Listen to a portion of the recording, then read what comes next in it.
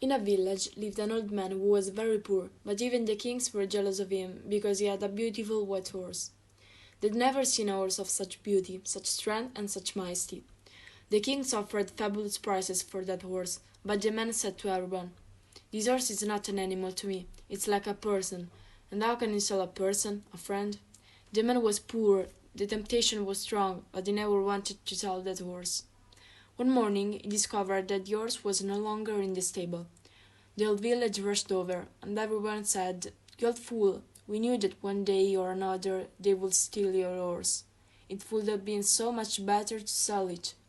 You could have got the price you wanted, and now the horse is gone. How unfortunate." The old man said, "Don't get ahead of yourself. Just say that the horse is no longer in the barn. That's the whole fact. The rest is their judgment.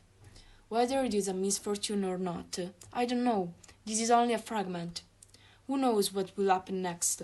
But people laughed. They'd always known he was a little crazy. After 15 days, one night, suddenly the horse returned. It hadn't been stolen, he had simply escaped, gone into the prairies. Now, not only had he returned, but he had brought a dozen of wild horses with him. People came again and said, "Old man, you were right, that wasn't a misfortune." The old man said, "Again you're getting ahead of yourself. Just say that the horse came back, bringing with it a dozen of other horses. Who knows if it's a fortune or not? It's only a fragment. Until you know the whole story, how can you tell? You only read one word in a whole sentence. How can you judge the whole book?"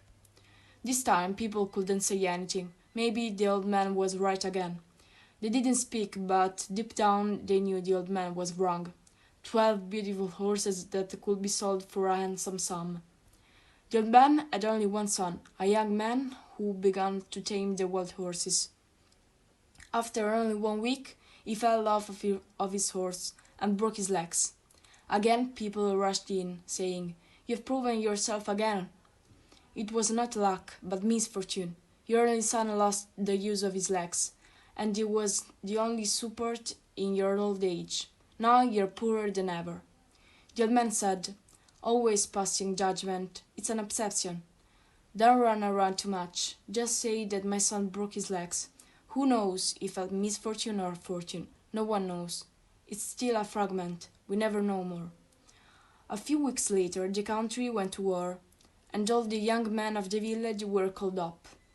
Only the old man's son was left at home because he couldn't walk. Again the villagers went to the old man and told him, "You were right, old man. Yours was a fortune. Perhaps your son will remain injured, but at least he's still with you. Our sons are gone, forever. At least he's still alive. Little by little we start walking again, maybe just limping a little." The old man again said, "You always keep judging. You just say that your sons were forced to go to the war, and my son was not. Who knows whether it is a blessing or a misfortune? No one can really know, only God knows. Don't judge, otherwise you will never be united with the totality.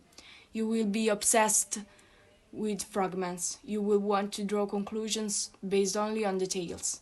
Once you make a judgment, you have stopped growing. The journey never ends. One path ends and another begins. One door closes and another opens.